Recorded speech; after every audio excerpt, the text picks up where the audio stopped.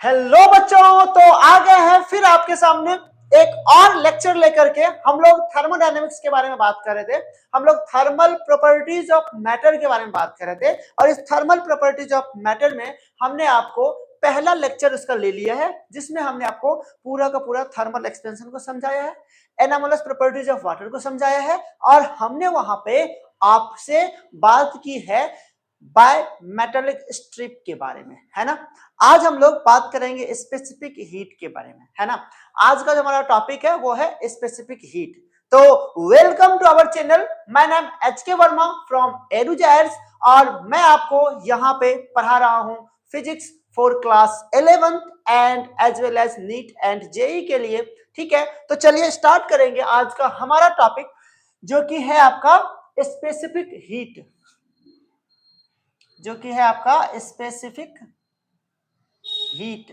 यह जो specific heat का हमारा चैप्टर है, इसमें हमें सबसे पहला जो कंसेप्ट समझना है वो समझना हमारा क्या, वो समझना हमारे पास पहला जो पॉइंट हमें समझना है वो समझना है हीट कैपेसिटी के बारे में। हमें सबसे पहला जो समझना है वो समझना हमें हीट कैपेसिटी के बारे में। हीट कैपेसिटी क्या होता है भाई? हीट कैपेसिटी का सीधा सा मतलब है वह क्वांटिटी ऑफ हीट जो कि रिक्वायर्ड होता है किसी भी बॉडी के टेम्परेचर को 1 डिग्री सेल्सियस रेज करने में। ठीक है, वह amount of heat that is required to raise the temperature by 1 degree Celsius, that is called आपका हीट कैपेसिटी। तो क्या कहते हैं, कह रहा हूं मैं quantity of heat required to raise the temperature of a body by 1 degree Celsius. ठीक है, किसी भी बॉडी के टेम्परेचर को 1 डिग्री बढ़ाने में जितने अमाउंट ऑफ हीट की रिक्वायरमेंट होती है उसको हम क्या कहते हैं? हीट कैपेसिटी कहते हैं। ठीक, यहीं पे दूसरा एक कंसेप्ट है जिसको हम लोग कहते हैं specific heat capacity.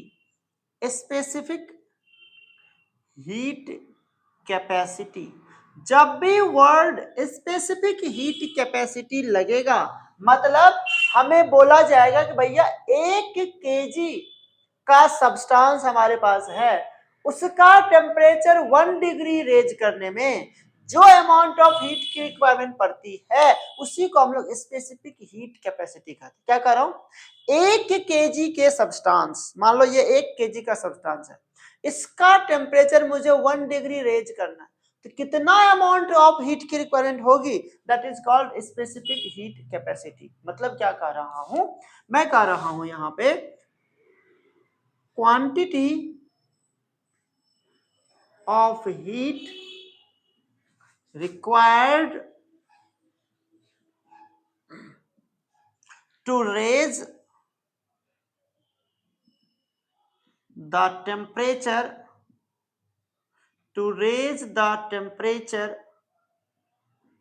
by its 1 kg by 1 degree Celsius. मतलब वह क्वांटिटी ऑफ हीट जिसकी जरूरत है 1 डिग्री टेम्परेचर रेज करने में, किसका? 1 kg का। ठीक है, इसको हम लोग कहेंगे स्पेसिफिक हीट कैपेसिटी। मतलब 1 kg के लिए 1 डिग्री, तो भैया mkg के लिए कितना? S specific heat capacity. और उससे क्या होगा, कुछ ना कुछ टेम्परेचर चेंज होगा, तो इसी क्वांटिटी को हम क्या कहते हैं? Specific heat quantity.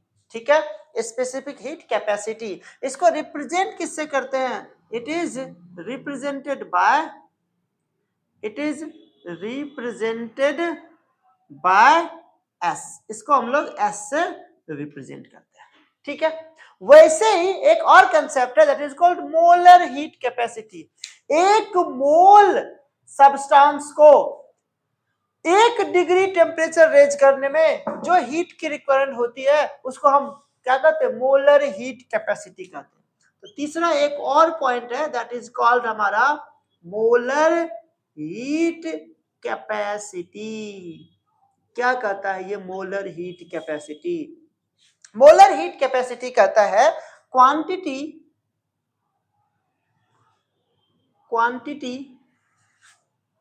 Of heat required to raise the temperature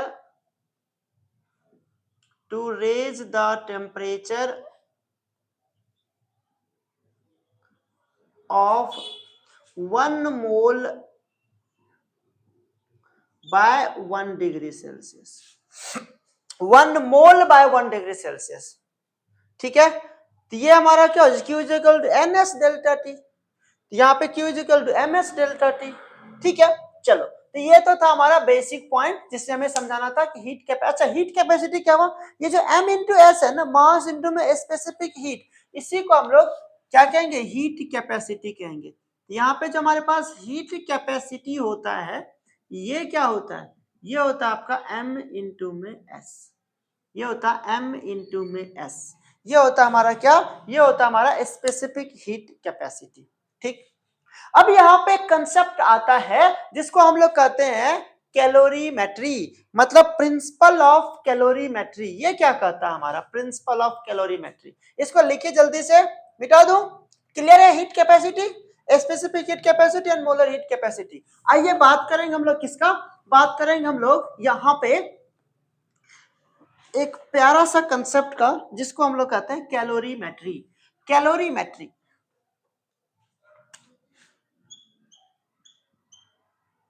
calorimetry, ये जो हमारा कैलोरीमेट्री है बेटा, इस कैलोरीमेट्री का एक प्रिंसिपल है। अब ये प्रिंसिपल क्या कर रहा है, principle of calorimetry, principle of calorimetry क्या कहता है, कहता है कि यदि हमारे पास दो डिफरेंट टेम्परेचर का सब्सटेंस होगा और उस दोनों को हम कांटेक्ट में रखेंगे, तो एक बॉडी से ट्रांसफर होगा हीट और दूसरे बॉडी एब्जॉर्ब करेगा। इसी फेनोमेनन को हम लोग क्या कहते हैं, इसी फेनोमेनन को हम लोग प्रिंसिपल ऑफ कैलोरीमेट्री कहते हैं। तो ये क्या है, principle of calorimetry, principle of calorimetry क्या कहता है बेटा, प्रिंसिपल ऑफ कैलोरीमेट्री कहता है कि when two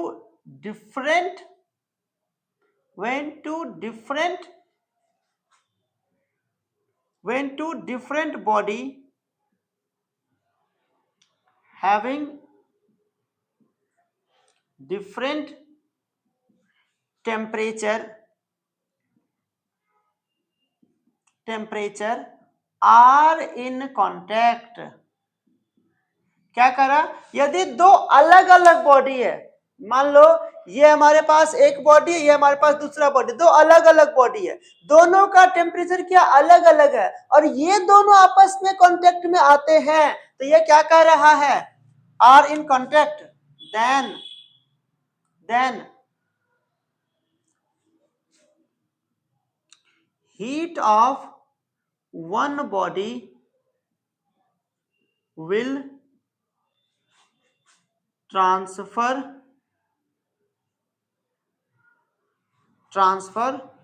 to another body,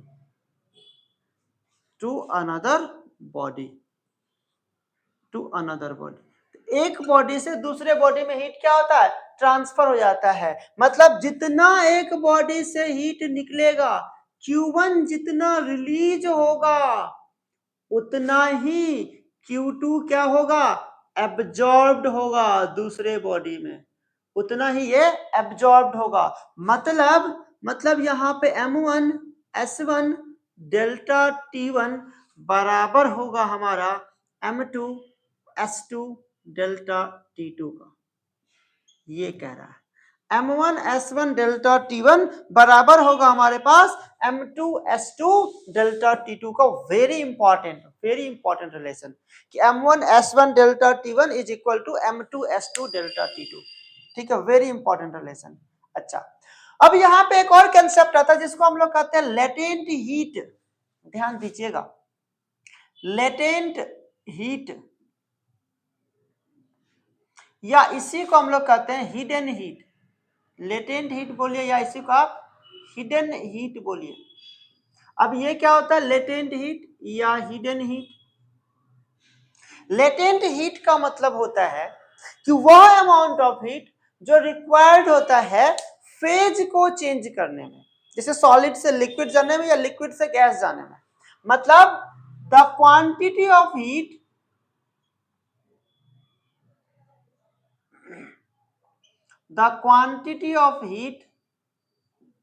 required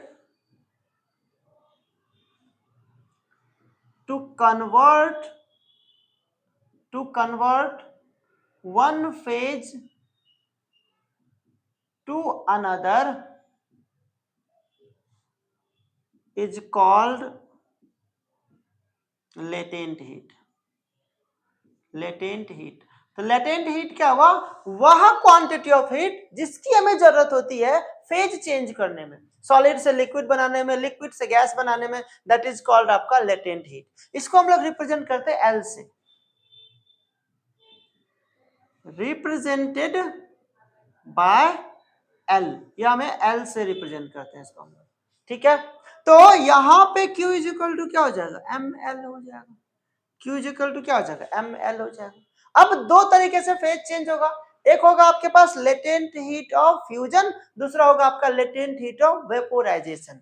तो यहां पे एक कंसेप्ट आता है हमारे पास लेटेंट हीट ऑफ फ्यूजन।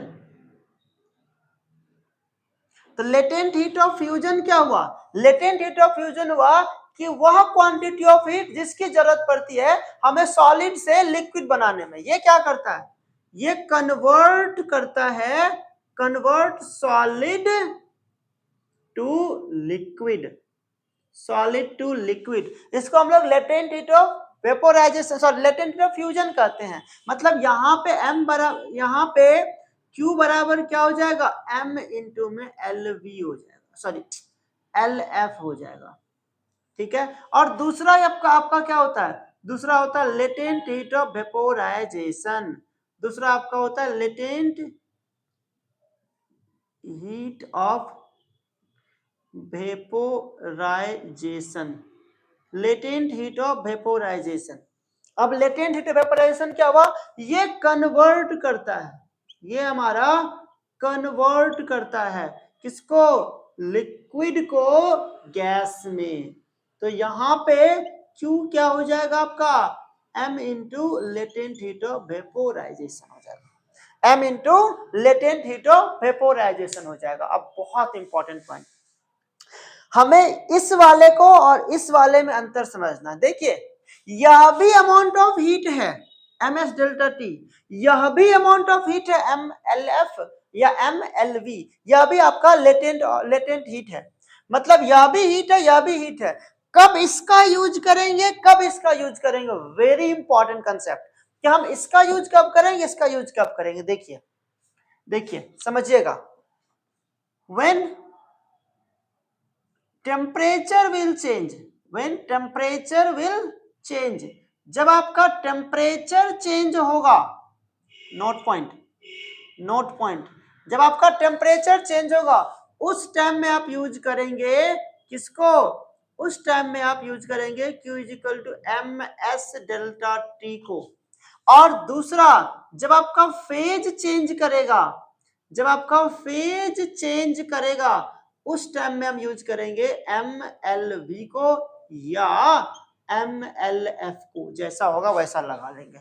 यदि वेपोराइजेशन का बात होगा तो ये लगाएंगे, फ्यूजन का बात होगा तो ये लगाएंगे, ठीक है। क्लियर है यहां तक? चलो अब बेटर है कि जब हमने इतना कर लिया है तो एक क्वेश्चन इस कंसेप्ट पे जरूर पहले कर लेंगे, उसके बाद हम हीट कर्व पे जाएंगे, ठीक है। उसके बाद का कंसेप्ट हमारा रहेगा हीट कर्व का, तो आपको शायद यह क्लियर होगा। लेकिन उससे पहले भाई ये मार्कर को तो मैं खाना खिला दूं, भूखा है बेचारा, इसको भी तो भूख लगता है।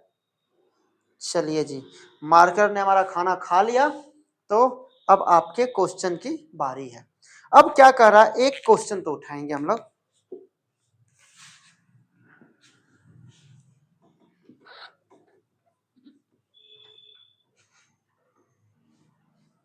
चलिए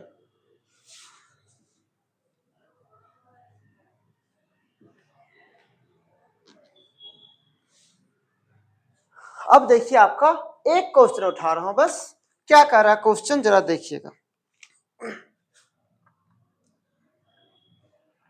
क्वेश्चन कर रहा है कि 10 gram ice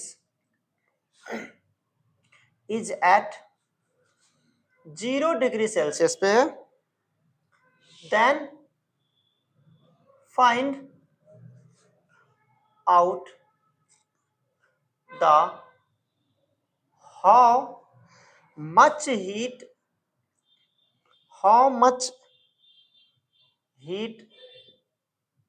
required to convert into 10 degree Celsius water. 10 degree Celsius water, ये कह रहा है आपको सवाल। कह रहा है कि आपके पास 10 ग्राम का आइस है, ठीक है भाई, जो कह रहा कर लेते हैं। ये हमारे पास आइस है, उसका मास देवा 10 ग्राम, लेकिन हमें तो टेम्परेचर से मतलब है। टेम्परेचर कितना देवा 0 degree Celsius. Then find out how much heat required to convert into 10 degree Celsius water कह रहा है। इसका मतलब भाई हमें पता है कि जब आप आइस को हीट करोगे तो वह एक टाइम आएगा, वह 0 डिग्री आइस कन्वर्ट होगा किसमें, 0 डिग्री वाटर में। मतलब यहां पे टेम्परेचर चेंज नहीं करेगा, यहां पे टेम्परेचर चेंज नहीं करेगा, यहां पे क्या फेज चेंज हो गया। अभी क्या होगा यार, 10 डिग्री वाटर पे, 10 डिग्री सेल्सियस वाटर पे पहुंचेंगे, पहले वाटर बनेगा तो वाटर किससे बनता है, वाटर तो आपका 0 डिग्री सेल्सियस पे ही बन जाता है जब आप उसको हीट करते हो। तो इस दौरान क्या हो रहा है, इस ड्यूरेशन में आपका फेज चेंज हो रहा है। आपका क्या हो रहा है, यहाँ पे आपका फेज चेंज हो रहा है। यदि आपका फेज चेंज हो रहा है, इसका मतलब यहाँ पे जो हीट लगा होगा वो m इंटू में L लगा होगा, वह m इंटू में L लगा होगा। मतलब यहाँ पे हमें ये पता होना चाहिए कि लेटेंट हीट ऑफ आइस कितना होता है। तो मैं यहाँ पे आपके लिए लिख देता हूं कि मान लो आपको गिवन है लेटेंट हीट ऑफ आइस 80, ठीक है। तो मास कितना आपके पास 10 ग्राम और लेटेंट हीट कितना आपके पास 80, ये कितना हो जाएगा हमारे पास 800 जूल। कितना हो गया आपका 800 जूल। अच्छा, अब क्या कर रहा है, कह रहा यह वाटर का टेम्परेचर हम बढ़ा के अभी भी वाटर ही है, लेकिन कितना पे ला दिए 10 डिग्री सेल्सियस पे ला दिए। अब क्या हुआ, अब यहाँ पे हमें दिखाई दे रहा है कि भैया यहाँ 0 डिग्री से 10 डिग्री टेम्परेचर हो गया। मतलब आपका क्या किया, आपका टेम्परेचर चेंज हुआ, यहाँ पे आपका टेम्परेचर चेंज हुआ। यहाँ पे जब आपका टेम्परेचर चेंज होता है उस टाइम पे Q का फॉर्मूला भी हमने क्या बोला, Q इज इक्वल टू होता है MS डेल्टा T। क्या होता है, Q is equal to MS delta T। तो यहाँ पे M का वैल्यू कितना है 10 है। वाटर का स्पेसिफिक हीट कितना होता है हमारा 1 कैलोरी के आसपास होता है। ये हम लोग लेंगे 1 और डेल्टा टी कितना 0 से 10, कितना 10 डिग्री, कितना हो गया 100 जूल हो गया। कितना हो गया 100 जूल हो गया। तो यहां से यहां तक में टोटल हीट कितना हुआ, तो क्यू रिक्वायर्ड तो पूछा था, तो क्यू रिक्वायर्ड क्या हो गया हमारे पास, इसको बोल दो क्यू ऑफ 1, इसको बोल दो क्यू ऑफ 2। तो क्या हो जाएगा Q of 1 plus Q of 2। Q of 1 कितना हमारे पास 800 जूल है और क्यू ऑफ 2 कितना हमारे पास, ये हमारे पास 100 जूल है। तो टोटल कितना हो जाएगा हमारा 900 जूल हो जाएगा। कितना का रिक्वायरमेंट होगा 900 जूल का रिक्वायरमेंट होगा। अब आप देखिए यहाँ पे दोनों तरीके का सवाल आ गया, दोनों तरीके का कंसेप्ट आ गया। Q is equal to M L भी आ गया और Q is equal to M S delta T भी आ गया, है ना। अच्छा, अब यहाँ पे एक छोटा सा कंसेप्ट है जिसको हम लोग कहते हैं हीट कर्व, उसको भी समझ लेते हैं। तो ये दोनों चीजें हमें और भी क्लियर हो जाएगी कि कब हम लोग एम एस डेल्टा टी करेंगे और कब हम लोग एम एल करेंगे, उनसे और ज्यादा क्लियर हो जाएगा।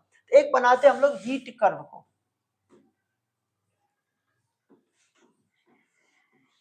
एक हम लोग हेडिंग बनाते हैं हीट कर्व का, एक कर्व देख लेते हैं। मान लो यहाँ पे ये टेम्परेचर है, ये आपका टाइम है, ठीक है, ये आपका क्या है, टेम्परेचर टी है और ये आपका टाइम टी है, ठीक है, ठीक है। अच्छा, अब आप क्या करो, यहां से आप टेम्परेचर बढ़ा रहे हो, बढ़ा रहे बढ़ा रहे बढ़ा रहे बढ़ा रहे बढ़ा रहे, यहां तक, यहाँ पे आप क्या करो, आप यहाँ पे हीटिंग ऑफ सॉलिड कर रहे हो, यहाँ पे आप क्या कर रहे हो, हीटिंग ऑफ सॉलिड कर रहे हो, यहाँ पे आप सॉलिड को हीट कर रहे हो, कहां से, मान लो ए से, ये आपका बी पॉइंट है, ठीक, तो सॉलिड हीट हो रहा, टेम्परेचर बढ़ रहा, यहां पे क्या हो गया, ये कांस्टेंट हो गया, यहां तक ये कांस्टेंट हो गया, यहां तक। अब आप वापस क्या करो, यहाँ बी से सी आए, अब यहां से वापस ये आगे बढ़ रहा बढ़ रहा बढ़ रहा बढ़ रहा बढ़ रहा, यहाँ पे आप क्या कर रहे हो, अब ये क्या बन गया, देखो सॉलिड को आपने हीट किया, टेम्परेचर बढ़ाया, अब ये क्या बन गया, ये सॉलिड से इस फेज में लिक्विड बन गया, ये सॉलिड से लिक्विड बन गया। अब आप क्या कर रहे हो, यहाँ पे आप हीटिंग ऑफ लिक्विड कर रहे हो, आप हीटिंग ऑफ लिक्विड कर रहे हो। जब आप लिक्विड को हीट कर रहे हो तो यहाँ पे अब क्या होगा, अब फिर से आपका क्या हो गया, डी से ई हो गया, डी से ई हो गया। अब यहाँ पे क्या होगा आपका, यहाँ पे आप लिक्विड कन्वर्ट हो रहा किसमें, लिक्विड कन्वर्ट हो रहा गैस में, लिक्विड कन्वर्ट हो रहा आपका किसमें, गैस में। अब जब लिक्विड आपका गैस में कन्वर्ट हो रहा है, अब आपका क्या हो रहा है, यहाँ पे अब आपका लिक्विड कन्वर्ट हो रहा है किसमें, गैस में। अब आप क्या कर रहे हो, वेपोराइजेशन कर रहे हो, यहाँ पे आपका क्या हो रहा है, अब आपका यहाँ पे वेपोराइजेशन हो रहा है, यहाँ पे ई से क्या चलेगा, आप एफ चलेगा, यहाँ पे क्या हो रहा है, हीटिंग ऑफ गैस कर रहे हो, हीटिंग ऑफ वेपर कर रहे हो, मैं वेपर लिख देता हूँ, हीटिंग ऑफ वेपर कर रहे हो, ये आपका क्या हो गया, हीटिंग ऑफ वेपर हो गया। तो ये जो कंसेप्ट है आपका यहाँ पे, ये जो कंसेप्ट आपका हो रहा है यहाँ पे, तो ये क्या हो रहा है आपका, ये आपका क्या हो रहा है, तो यहां पे इस वाले में देखो, इस वाले में ये जो आपका कर्व है, तो यहां पे क्या हो रहा है, यहां पे आपका मेल्टिंग पॉइंट है, दिस इज आपका मेल्टिंग पॉइंट है, तो यहां पे फेज चेंज कर रहा है, यहां पे क्या हो रहा है, यहां पे आपका फेज चेंज कर रहा है। फिर यहां पे क्या है आपका, ये आपका बॉइलिंग पॉइंट है, बॉइलिंग पॉइंट है, यहां पे क्या हो रहा है, यहां भी आपका फेज चेंज कर रहा है। तो आप क्या देख रहे हो, दो जगह आपका फेज चेंज कर रहा है, तो यहां पे लगेगा Q is equal to M L F और यहां लगेगा Q is equal to M L B.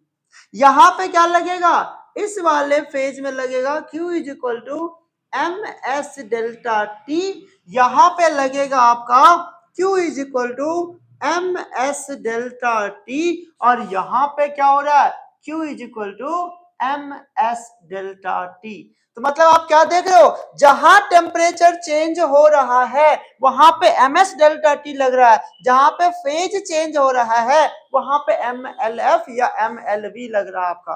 This is called आपका हीटिंग कर्व, इसको हम लोग क्या कहते हैं, इसी को हम लोग कहते हैं हीटिंग कर्व, इसी को हम लोग कहते हैं हीटिंग कर्व, ठीक है। अब एक बहुत इंपॉर्टेंट सा कंसेप्ट हमारा यहाँ पे बच गया है, जो कि आपका हीट ट्रांसफर, जिसमें हम लोग कंडक्शन, कन्वेक्शन और रेडिएशन के बारे में पढ़ेंगे और बहुत अच्छे तरीके से, बहुत हाई लेवल पे उन चीजों को ले जाएंगे। यहाँ पे हमें कंडक्शन और रेडिएशन के बारे में बहुत डिटेल्ड में पढ़ना है और हमें यहाँ पे कन्वेक्शन के बारे में पढ़ना तो है, लेकिन थोड़ा सा प्रिसाइज फॉर्म में पढ़ना है, ठीक है। तो चलिए आज का लेक्चर हम यहीं पे खत्म करते हैं और उम्मीद करते हैं आपको ये सारा चीजें काफी अच्छे से समझ में आया होगा। यदि आप लोगों को कोई प्रॉब्लम हो रहा है तो प्लीज आप लोग कमेंट कीजिए, थोड़ा सा हमें सपोर्ट कीजिए और लोग चैनल को सब्सक्राइब कीजिए, ताकि अच्छा अच्छा कंटेंट मैं और भी आपके सामने लेकर के आता रहूं। Till then bye bye.